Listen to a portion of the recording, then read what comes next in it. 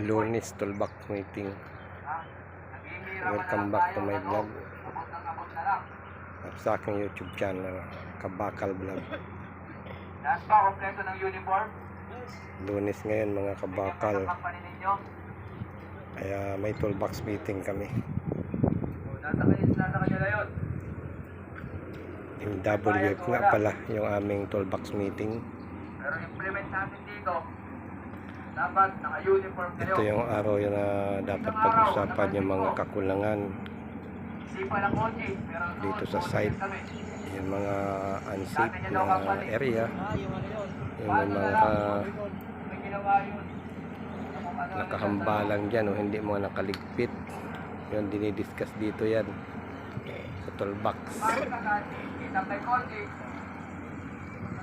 bawat kumpanya. Marami kasi ritong kumpanya na nakasubkon sa Gincon,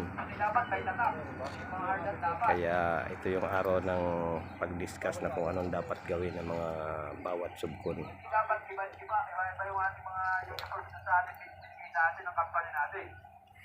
Ayun, yung aming mga tower crane. Ang tower crane pala dyan ay install bali 6 yan mga ka-construction, mga kabakal. Kulang pa yan ng 2.